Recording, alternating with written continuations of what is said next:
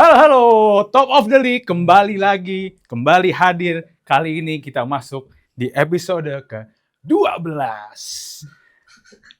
Ya, seperti biasa kita akan membahas seputar dunia sepak bola dari luar negeri maupun di mancanegara. Seperti biasa saya tidak sendiri, saya ditemani para punggawa Top of the League yang sudah melalang buana 12 episode bersama kita semua ya. Siapa lagi kalau bukan Pak Andika dan Mas Emir. Selamat datang kembali di episode ke-12. Pak Andika, Mas Emir. Alhamdulillah. Belum ditanya kabar. Belum ya. Iya. Gimana kabarnya Pak Andika? Kalau kita sih baik ya. Baik. Nggak tahu tadi tuh gerakan-gerakan Oh iya. kayaknya butuh nafas panjang Iya. kayaknya. Manuver F1 tuh kalah sama yang tadi ya. Oke. Tapi pertama-tama nih Mir, kita harus mengucapkan selamat kepada tim kesayangan Pak Andika, Betul. Liverpool FC Yeay. yang memastikan gelar juara. Selfie Sama- dengan Mo Salah. sama- Salah. Dengan mau salah nih kita nih. Yoi. Ya kan? Yoi. Ente punya gimmick aneh juga. Dibales Gak ada langsung. gimmick lagi nih. Enggak lu Mir, gimmicknya Mir. Yang berhasil memastikan gelar juara Premier League ya setelah menghabisi Tottenham Hotspur 5-1, Pak. Gimana nih, Pak? Gelar kedua di era 2020 nih untuk Liverpool. Biasa aja kita udah yakin. Iya. Udah yakin dari awal musim Siap. bakal juara. Hmm. Terlalu mudah kayaknya IPL Premier League musim ini. Cie. Enggak sih sebenarnya ya bersyukur ya. Maksudnya setelah kegagalan di Champions League yang membuat mental agak down sebenarnya sedikit. Terus kemudian di half of the season memasuki 2025 mungkin mulai terbaca permainan Liverpool sebenarnya. Karena kan kemarin ada seorang Ryan Gravenberch yang membuat pergerakan Liverpool ini di awal musim dengan Arne Slot agak sedikit menjadi pemain kartu as lah ya.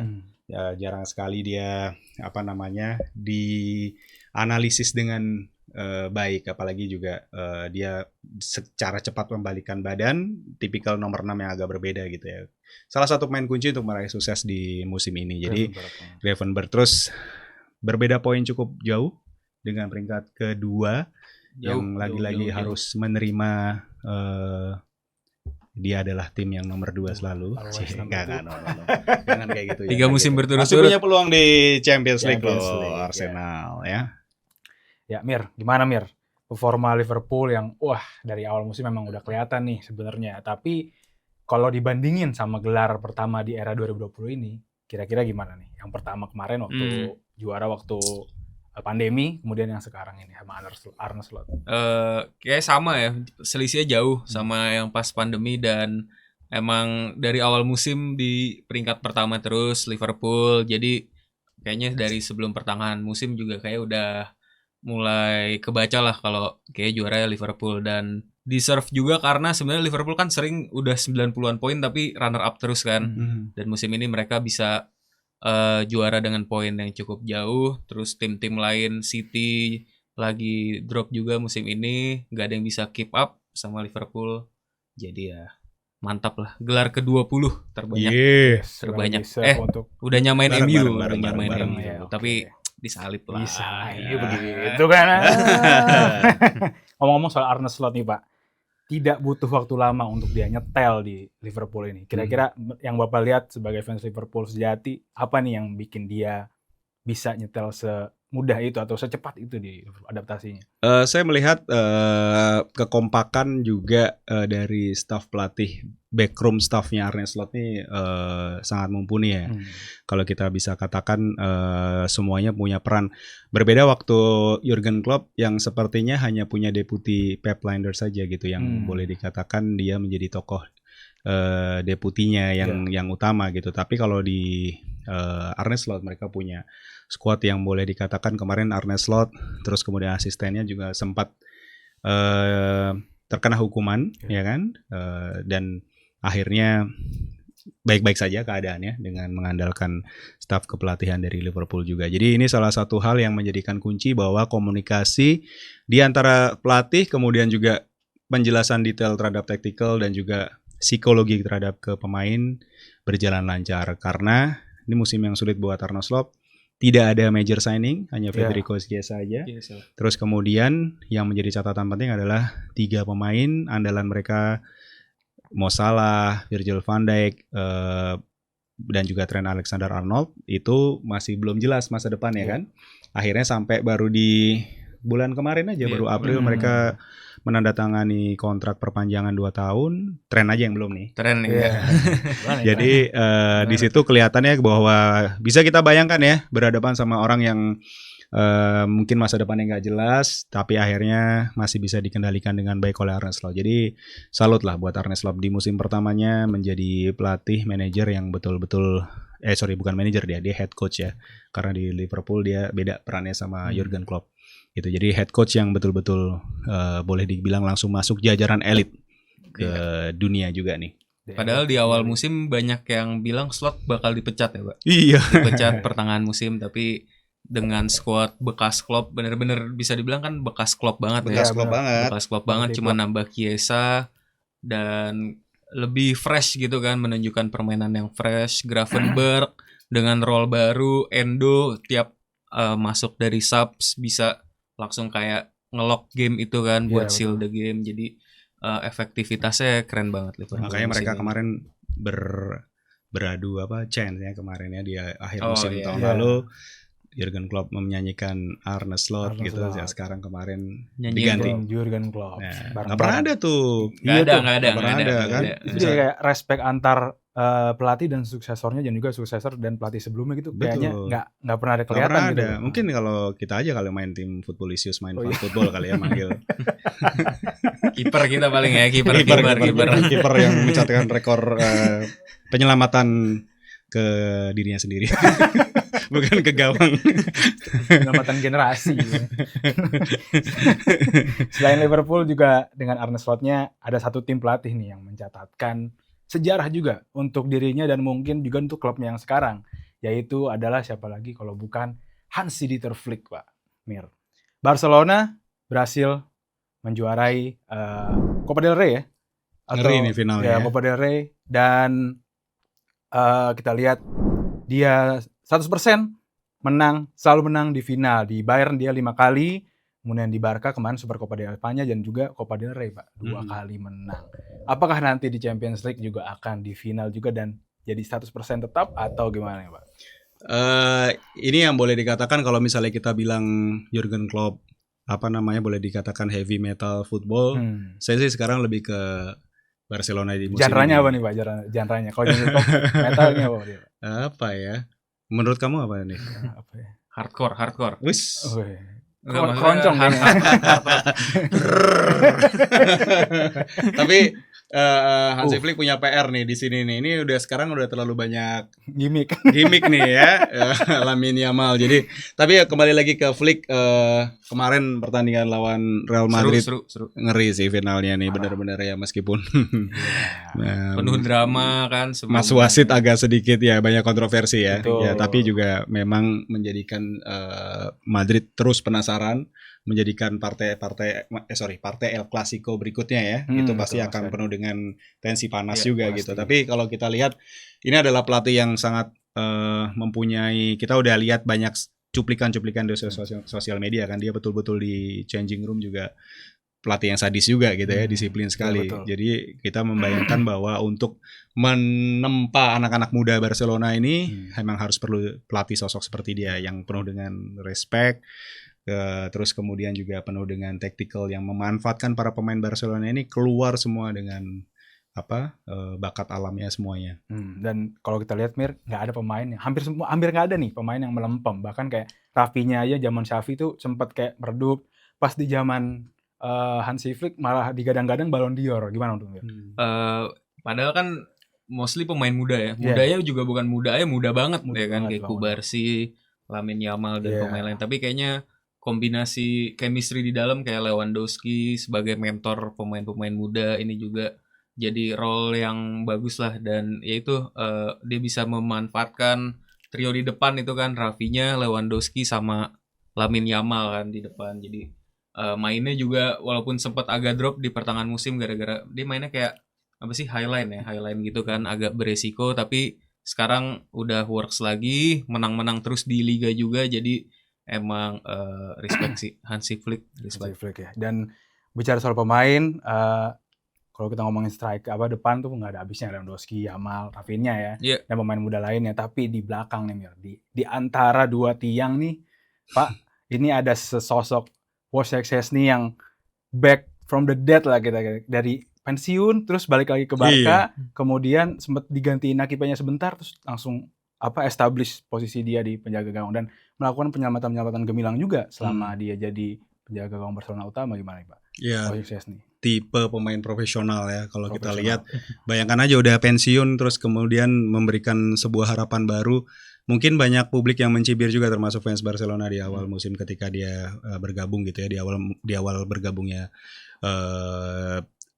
dia menjadi kiper yang boleh dikatakan posisinya belum jelas nih, mau backup mau starter gitu kan. Tapi kembali lagi sekarang ya kita lihat nantinya apakah dipertahankan sampai akhir musim. Karena Szczęsny dia pernah ngeklaim kalau dirinya kiper terbaik dunia karena di Roma ngecadangin Alisson, di Juve ngecadangin Buffon. Jadi emang dia secara CV juga sebenarnya oke kan di klub top-top Eropa. Jadi dipanggil lagi, walaupun pasti sebenarnya kan Ter Stegen ya masih nomor 1, tapi dia bisa mengisi lubang yang ditinggalkan Ter Stegen. Nah, kita lihat Barcelona ini sangat berbeda dengan Real Madrid ya, dan juga mungkin salah satunya adalah keterbatasan finansialnya dia. Kita banyak isu-isu kayak bangkrut atau segala macam gitu kan. Nah, ini apakah Hansi Flick mampu menjawab tantangan dari Barcelona sendiri? Dia nggak beli banyak pemain, kayak cuma Dani Olmo kalau nggak salah yang big name signingnya Pak. Apakah dia menjadi pelatih tersukses Eropa saat ini? Bisa dibilang. Sekarang berarti masih semua peluang terbuka kan? La Liga, Copa del Rey udah checklist, UCL, ya kan? Itu menjadikan sebuah hal yang menjadi pengaruh yang sangat besar pasti tentunya. Kredibilitas Hansi Flick dengan cara bermainnya Barcelona, semuanya agak boleh dikatakan kalau zaman eranya Messi mencetak gol tuh dianterin gitu ke gawang. Tapi kalau dengan Barcelona sekarang semuanya mereka shooting from outside of the box, semua berjalan kayak kemarin kita lihat di Copa del Rey juga. Dan bagaimana serangan mereka dibangun sangat cepat sekali, bertahan. Memang banyak bocornya kadang-kadang, tapi kalau kita lihat counter attack-nya dahsyat sekali. Jadi kita masih bisa lihat bahwa Hansi Flick menerapkan permainan yang betul-betul berbeda untuk Barcelona dan memanfaatkan tadi yang Mir katakan, itu betul sih. Memang betul-betul menjadikan sebuah kandidat dia ya mungkin pelatih terbaik sementara ini untuk bisa kalau kita lihat tentunya di Champions League sampai di mana dia berhasil mengantarkan Barcelona. Tapi saya mempunyai prediksi juga akan sukses di Champions League. 100% berarti Pak ininya rekornya ya. Moga-moga lawannya PSG karena akan jadi final sangat yang luar biasa. Kedua tim bermain sangat indah karena dua tim yang mempunyai cara bermain paling oke ya di UCL musim dominasi, determinasinya ya kan, macam-macam. Pace-nya juga gila-gila depan ya. Ada Kvaratskhelia, Rafinha ya kan, kencang-kencang Mir. Dan kalau ngomong UCL nih kita, ya ada tim yang sedang kesakitan nih. Kakinya itu pencot, pincang. Ya itu meriam London nih Pak. Kalah 0-1 dari PSG. Paris Saint-Germain di kandang sendiri menit ketiga. Still half time. Iya, Pak. Tapi ya leg 1 kejebolan menit ketiga abis bantai Real Madrid. Iya. Gimana nih Pak Arsenal nih? Apakah energinya udah habis nih Pak untuk UCL nih Arsenal sendiri? Kalau kita lihat permainannya kemarin memang sebenarnya nggak pantas skornya 1-0. Ini pasti harusnya kemarin jual beli gol ya. Karena peluangnya banyak banget kedua tim juga. Merino juga kontroversial offside boleh dikatakan. Saya juga melihat bahwa permainan Arsenal sebenarnya Bukayo Saka problemnya adalah dia belum balik lagi 100% setelah kembali dari cedera. Ya, masih sering memaksakan, terus kemudian agak sedikit mendelay boleh dikatakan dari sisi permainan-permainan. Dan kalau kita katakan Declan Rice sebenarnya masih top of form, ya kan, permainannya sangat luar biasa. Terus kemudian Martinelli, Trossard itu menjadi kunci yang sangat baik sekali. Tetapi yang dihadapi masalahnya adalah Paris Saint-Germain yang kemarin juga harusnya mencetak harusnya bisa mungkin lebih dari 3 gol. Ya kan, ketika kunci David Raya Iya. luar biasa banget di bawah Tembok. Mistar gawang dari Arsenal. Jadi saya rasa leg kedua masih berjalan akan sangat-sangat seru sih.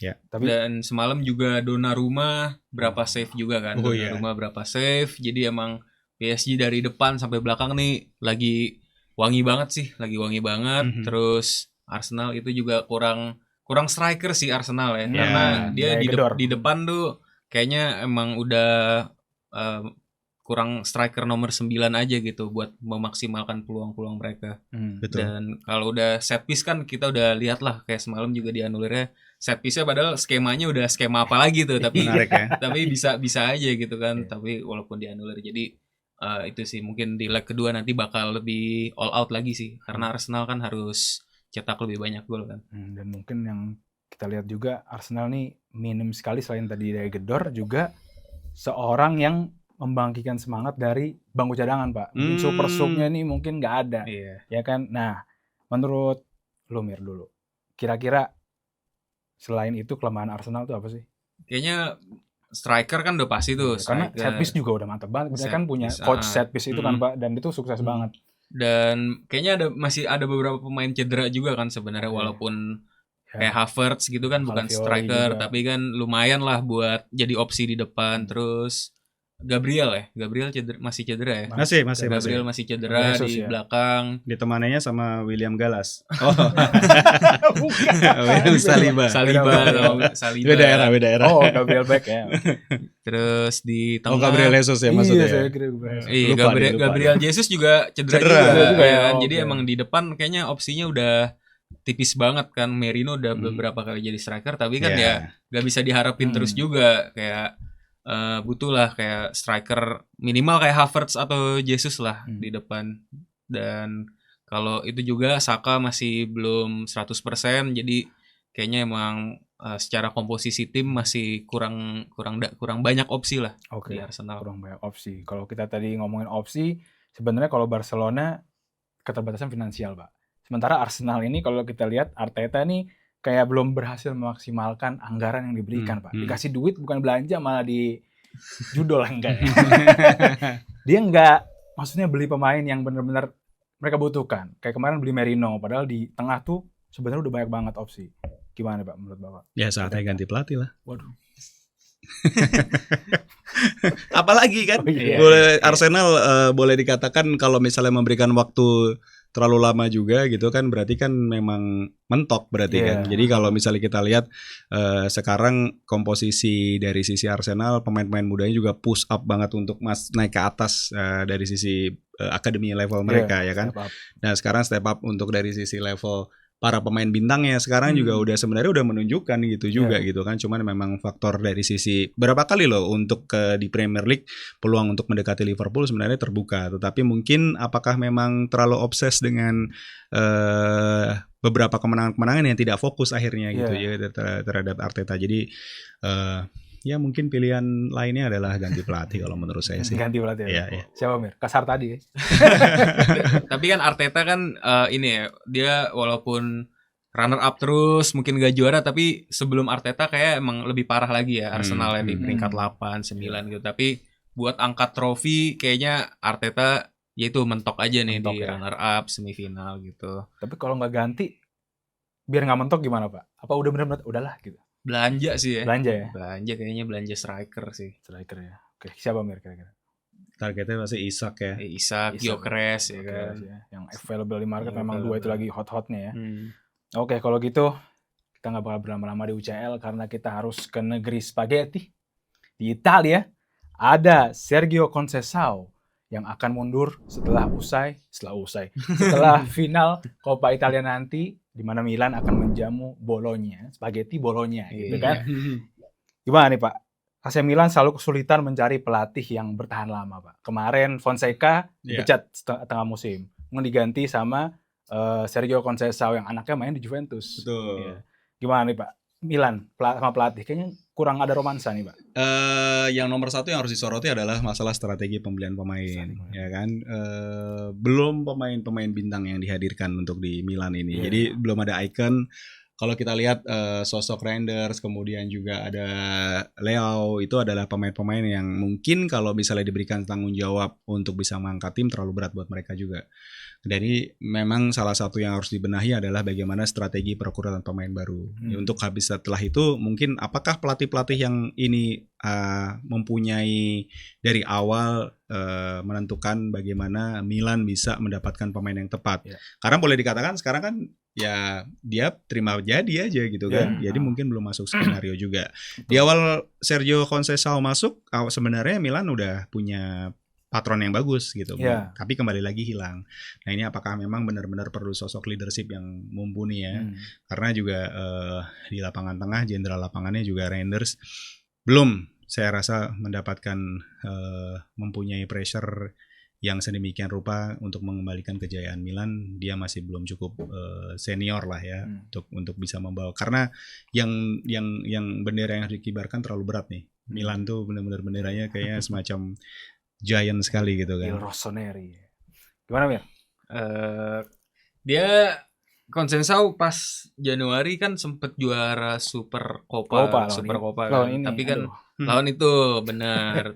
Tapi abis itu kayak dia sempet ribut sama kaptennya kan, Calabria. Nah itu kan Calabria cabut akhirnya. Terus kalau nggak salah Benacer juga cabut dari Milan. Itu kan 2 pemain senior ya padahal di tim.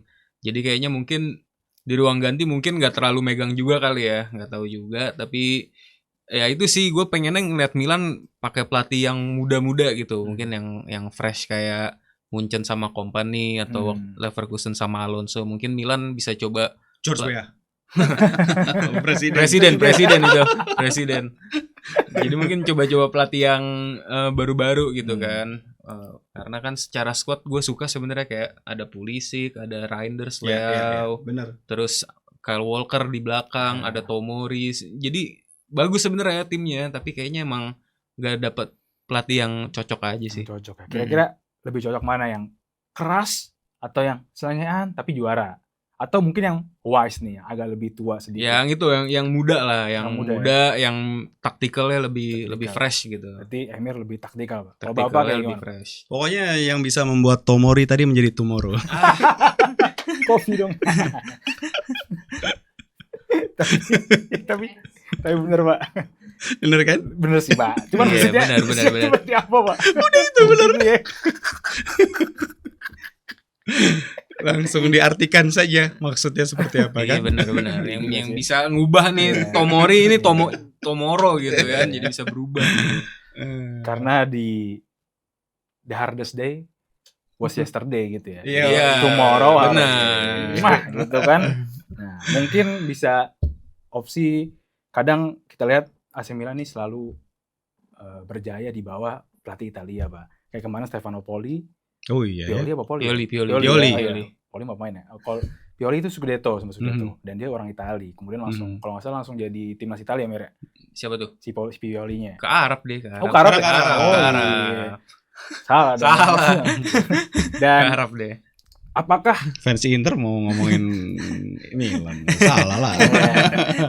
Nah, apakah emang harus dipegang pelatih Italia kayak zaman dulu Carlo Ancelotti, Pak? Ya kan, jadi rivalitas Liverpool di UCL atau gimana Mir? Ya Italia atau mungkin itulah yang fresh lah, kan Milan tuh ngambil pelatih kayaknya yang kayak Conceição, Fonseca, yang apa ya, CV-nya kayak nanggung-nanggung. Pioli kayaknya juga sebelumnya siapa yang percaya sama Pioli ya tadinya papan ya? tengah gitu. Jadi udah sekalian aja ambilnya yang masih baru grow, yang masih fresh gitu kan. Dan kayaknya juga kemunduran Milan nih semenjak Maldini cabut dari direkturnya Milan kan. Terus gantinya Zlatan. Nah itu kayaknya Ngapain sih itu orang? Iya itu taekwondo apa, ceramah-ceramah di locker room kan, masih ceramah-ceramah di locker room gitu. Padahal kan belum berhasil. Pas Maldini kan Scudetto sebenarnya. Betul. Jadi di director nih juga penting. Kayaknya peran Zlatan belum terlalu signifikan nih ke tim Milan. Pelatih Itali atau enggak, Pak? Apa tadi tergantung si technical director juga? Semuanya masalah dari sisi bagaimana DNA-nya Milan tuh sebenarnya mempunyai pelatih-pelatih yang harus tahu seluk-beluk histori ya kan. Berarti kan sebenarnya itu harusnya berasal dari Pemain mungkin. internal aja gitu kan ya. Jadi memang sebenarnya siapapun pelatih yang harus dicoba kan selama ini juga sebenarnya mereka juga udah banyak coba-coba juga ya Betul. dari mantan pemain. Gattuso Gitu ya. Dan nggak pernah salah kalau mendingan seperti itu aja sih kalau mereka coba pemain-pemain mantan dari Milan generasi-generasi yang terbaru yang baru-baru pensiun misalnya ya kan. Di back to the roots ya Pak ya. Ya. Kalau gitu kita juga harus back to the roots nih karena kita akan kembali ke tanah air kita Indonesia di mana PSSI dikabarkan akan memutuskan siapa pelatih yang akan melatih timnas di SEA Games. Apakah Gerald Vandenberg atau Coach Nova Arianto? Siapa yang paling layak komandoi timnas di SEA Games nih Pak? Karena Coach Nova kita tahu ya, dia baru saja membawa timnas Garuda Muda di Piala Asia dan lolos Piala Dunia U17 Pak. Sementara Vandenberg baru dilantik 2025 ini Pak. Siapa Pak kira-kira? Saya pengennya sih Coach Nova fokus banget ya ke Under 17 World Cup masalahnya. Fokus. Untuk bisa mendapatkan sebuah pengalaman bertanding di major turnamen seperti World Cup dan Under 17 World Cup tuh gerbangnya ya kan para pemain-pemain mendapatkan karir yang mulus setelah itu banyak cerita-cerita dari Maradona dan yang lain-lainnya. Jadi Coach Nova saya rasa kalau boleh milih lebih baik fokus di timnas Under 17 dulu.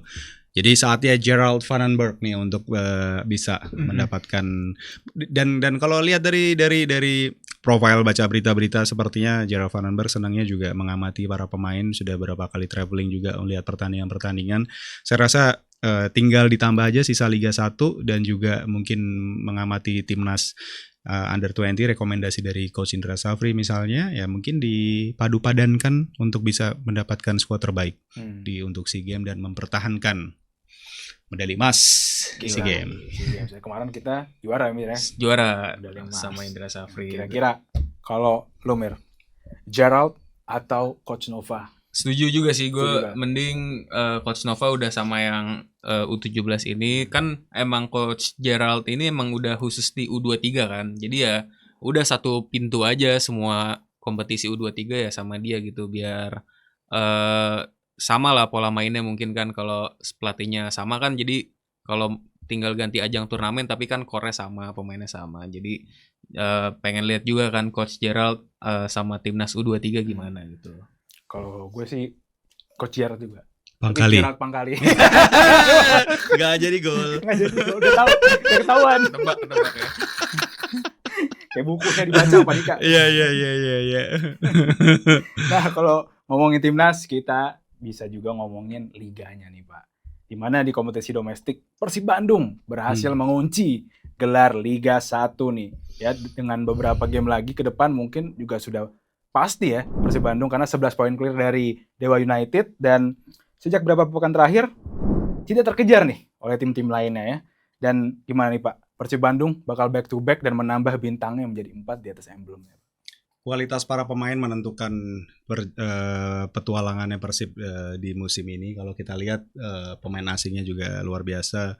Mereka juga menambahnya dengan bagaimana peran pemain lokal ya kan seperti Beckham kita lihat musim ini ya katanya juga didorong push untuk bisa masuk timnas senior ya untuk the next FIFA Matchday kualifikasi ya. Kualifikasi. Jadi kalau kita katakan bahwa Persib pantas atau tidak dari sisi kualitas, dari sisi bagaimana mereka tempo permainan mereka yang luar biasa juga, mereka bisa menghadirkan kejutan-kejutan selama 90 menit.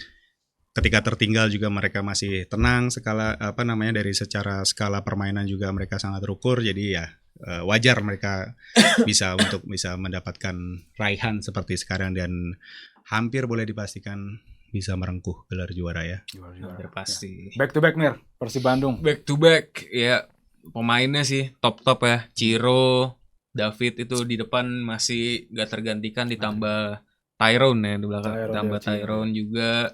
Terus pemain-pemain yang baru di belakang itu yang ini siapa namanya? Franka. Ya itu juga dia langsung nyetel sama Kuipers kan di belakang. Jadi itu kan. Jadi di depan Ciro sama David itu udah bermusim-musim. Ciro juga golin terus kemarin kan katanya juga musim terakhir di Persib. Di belakangnya mereka ada Si Tyrone juga pemain baru tapi langsung perform. Di belakang si Franka juga sama Kuipers di belakang mainnya solid banget. Jadi secara tim pemain lokalnya juga kayak Beckham, terus pemain-pemain lainnya. Si kipernya juga siapa? Mendoza. Kiper Filipina, dia juga salah satu pemain terbaik Persib juga. Jadi secara komposisi pemain emang udah paling top Persib musim ini. Dan rotasinya juga oke ya, maksudnya secara squad gitu ya. Secara tim juga kalau ada yang cedera kayak misalnya Ahmad Trianto kemarin, ada yang langsung ngisi pos dia juga gitu kan. Dan ya itulah Persib Bandung ya. Tidak never in doubt nih, jadi back to back ya kan. Champions BRI Liga 1 selanjutnya. Dan topik ini sekaligus menutup segmen-segmen kita di Top of the League episode 12, pemain ke-12 ya kan. Selanjutnya ada segmen yang paling ditunggu-tunggu seantero dunia sepak bola nih Pak dan Mir. Segmen pro dan kontra, di mana saya maksudnya akan melemparkan bola-bola liar yang akan disambut oleh Pak Andika dan Mas Emir, tapi mereka harus berargumentasi dengan bola liar itu. Siapa tahu jadi jinak bolanya. Nah, yang pertama, ketuhanan yang Maha Esa. Topik pertama ada Bakmi Yamin Yamal, Pak. Karena rambutnya kuning tuh Bakmi, Pak ya. Adalah pemain yang paling layak disebut sebagai the next Leo Messi-nya di Barcelona. Kontra Pak, langsung Pak. Kontra. Kenapa Pak? Kontra. Nggak bisa samakan dengan Leo Messi. Karena next Ansu Fati ya Pak. Lebih parah lagi. belum stabil ya, belum stabil. Okay. Jadi kalau kita lihat performa dari Yamin Yamal balik Pak. emang agak susah. Bayang rambutnya Yamin Yamal emang agak seruput rambut. Ketularan lagi. Lamine Yamal betul-betul harus membuktikan bahwa penuh konsistensi karena sekarang perannya di Barcelona nggak cuma ada ditanggung sama dia gitu ya. Jadi memang perlu ada sosok pemain yang bisa tampil signifikan, mungkin 3 pertandingan selalu gol, selalu assist, ditambah lagi beberapa pertandingan yang lain. Dan saya masih melihat bahwa perlu jam terbang lagi untuk menyamakan bahwa dia adalah pengganti Messi. Masih 17 tahun juga, jadi masih panjang masih, apa ya. Masih. Biar sebentar. Sebelum lu menyampaikan pendapat lu ya. Kacamata 2 nih. Salaman. Kacamata silakan. Waktu ngambil piala tuh kacamata 2 nih. Satu pakai kacamata. Rambut kuning ya kan? Iya. Coba. Lu harus pro berarti. Oke, Yamal ya. Yamal Mirdad ini. Yamal Mirdad. Sebenarnya dia kan umur 17 nih, umur 17 tapi udah rekornya udah keren banget ya. Tapi emang mungkin gak bakal se-Messi lah. Messi emang udah out of the world gitu kayaknya ya achievement-nya. Tapi mungkin pro karena mungkin apa yang di-achieve di umur 17 nih gimana kalau dia konsisten, gimana nanti di umur 25 gitu kan. Kalau dia konsisten, kalau nggak salah udah 99 pertandingan atau udah mau 100 pertandingan kayaknya sama Barca, ya? Sama Barcelona dan baru 17 tahun. Jadi kalau dia bisa konsisten dan semoga nggak cedera sih ya bisa gila-gilaan juga sih. Tapi mungkin se-Messi belum, tapi mendekati bisa sih. Kalian di umur 17 paling baru ke Seafood 99. Iya, abnormal ya kan, abnormal. Ini 99 kali main mereka ya kan. Aduh, iya lagi. Iya, itu dia. 17 tahun, 99 kali main, 2000 jenis rambut gitu. Hairstyle ya kan. Oke. Selanjutnya, hukuman 6 pertandingan Antonio Rudiger, akhir Rudi nih, karena sikapnya di final El Clasico kemarin sudah tepat untuk melindungi wasit ke depannya. Ya, dilempar es batu. Silakan. Pro atau kontra, Mir? 6 pertandingan ya. Iya. Sebenarnya gue ngelihat kemarin tuh wasit kasihan sih. Dia udah kayak bener-bener apa ya? Kayak foul ke Madrid dikit, pemain langsung ngerubungin udah kayak di liga-liga mana gitu kan. Udah kayak di liga-liga mana gitu. Sementara padahal ini kan tim sebesar Madrid gitu. Kayak terus pakai boykot gitu kan sebelum main, kayak ngelihatnya kayak gimana gitu. Dan ngelihat Rudiger kemarin emang kayak dia udah bener-bener udah mau mukulin tuh wasit gitu kan. Dan di ban-nya 6 pertandingan. Mungkin 6 pertandingan ya cukup atau mungkin bisa lebih sih. Tapi ya udah tepat dihukum segitu. Pro berarti ya? Jadi gue pro. Pak, silakan Pak. Kontra dong. Harus beda, Selalu ya. harus beda kita. Kontra. Oh, Jadi harusnya berapa, Pak? harusnya lebih dari itu karena ini Real Madrid ya Iya. kan. Fokus dunia semuanya akan ada di tim sebesar Real Madrid. Itu adalah sebuah hal tanggung jawab yang harusnya diberikan oleh Real Madrid juga sih.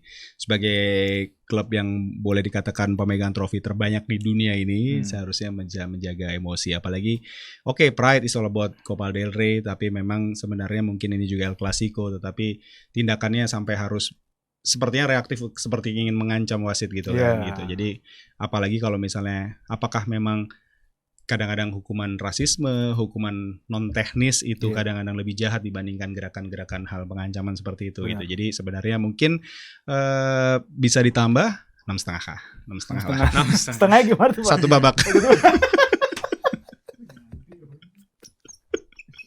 Satu babak futsal ya, Pak. Jadi kompleknya di ini. Nggak boleh main. Yang penting kan kontra. Yang penting kontra ya, Pak. Iya. Oke, pernyataan terakhir nih. Bola liar terakhir. Dengan perbedaan poin yang sangat besar, butuh waktu. Dengan perbedaan poin yang besar, butuh waktu lama bagi klub-klub Liga Inggris untuk menyaingi kekuatan Liverpool. Pro atau kontra? Gimana? Dengan perbedaan poin yang sangat besar, Heeh. butuh waktu lama bagi klub-klub Liga Inggris untuk menyaingi kekuatan Liverpool. Oh, jadi maksudnya buat musim depan Musim gitu. depan, Buat karena musim depan. ini refleksinya ke musim depan. Oh, gitu. Enggak, gua kontra sih. Kontra. Karena musim depan pasti tim-tim pada belanja, City Chelsea. bakal belanja, Chelsea pada belanja Dan dan 30 pemain.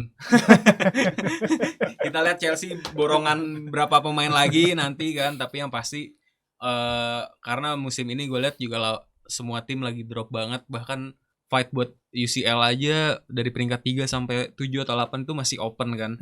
Jadi musim depan sih pasti semua tim belanja dan bisa keep up sih, bisa ngejar lah sama Oke. Liverpool. Gimana, Pak? Ya jelas pro. Weh, Ya kan? Iya dong. Ini bayangkan Arne Slot belum ambil pemain, belum menggunakan cek kosong dari Wes. FSG. Gak pernah ada sih cek kosong dari FSG. Pelit soalnya. Ada budgetnya. selalu terbatas. Kan menang hadiah Premier League ini kayaknya juga bukan beli pemain tapi beli klub. Iya ya. Tapi sebenarnya kalau misalnya kita katakan pro, kalau dari sisi optimisnya adalah kita membayangkan beberapa lubang-lubang atau kegagalan-kegagalan misalnya dari finishing Darwin Núñez. Saya sudah cukup Udah dengan cukup Darwin ya. Núñez. Sudah cukup. Jadi kayaknya mendingan diganti lah. Mateta aja cukup kalau saya sih. Waduh, gitu kan Mateta ya. kayak pemain seperti itu. Terus kemudian mungkin di pengganti tren juga mungkin apakah tren pergi atau tidak, juga mungkin siapa tahu Frimpong masuk ataupun yang lain. Terus kemudian gaya permainan yang dibutuhkan oleh Arne Slot mungkin dengan hadirnya para pemain pilihan dia sendiri gitu ya kan. Mungkin Chiesa juga pemain yang modelnya adalah dibayar kalau main bisa jadi karena selalu duduk di bangku cadangan tapi nggak pernah main gitu. Iya, Nah, sih. mungkin bisa di replace pemain yang lebih benar-benar pilihannya dari Arne Slot. Jadi ini mengakibatkan musim depan seharusnya Liverpool bisa mengukuhkan lagi. Ya bukan berarti kan kita tadi habis ngomongin back to back. Wes, Ya. bisa jadi tuh. Kalau tadi warna biru ya sekarang warna merah. Tapi kalau menarik Liverpool, Tapi jangan sampai nih warna hitam kode nih. apa tuh? Ya kan kegelapan tapi Aduh, kan jangan dong, Pak. Ada terangnya dikit, Pak. Toska. Ya. Ngomong Liverpool juga, mereka juga bakal punya kiper baru, Pak, kan? Mamardashvili. Itu kan putra daerah Valencia gitu kan. Dengan Georgia ya. datangnya Mamardashvili, apakah Alisson memang udah done, udah finish, udah wash, gimana, Pak? Atau Takutnya ketipu sebenarnya mau Kvaratskhelia tapi akhirnya dapatnya Mamardashvili Mamardashvili ya. ya. Yang penting ada nama-nama susahnya kan gitu. Oh iya. Sebenarnya Liverpool mau dagang font name. yang penting panjang. Mamardashvili. Mamardashvili. Kelleher sebenarnya masih berada di puncak Benar, permainan juga ya. Kelleher Kalau bagus. Alisson itu kalau nggak salah miss sekitar 13 pertandingan di musim ini. Tapi nggak pernah ingat kalau Liverpool kehilangan Alisson karena Iya, top Kelleher. perform dari Kelleher. Jadi sebenarnya saya melihat tugas berat sekali untuk Liverpool mempertahankan Kelleher di musim depan karena hadirnya tadi si Mama. Sayang sih si Kelleher kalau dilepas karena Iya sih. kayak backup paling bagus di Liga Inggris sekarang Iya. Kelleher kan, karena Betul. ternyata secara kualitas gak beda jauh. Kita gitu. bayangin kalau ada 3 kiper Iya tuh, gimana tuh, Pak? ya udah kan. gimana mainnya tapi. Kita kiper 3, Pak. Ngelupin gawang. Oke. Sekian dan terima kasih. Loh, enggak ya. Itu dia Top of the League episode ke-12. Semoga kalian menyukainya.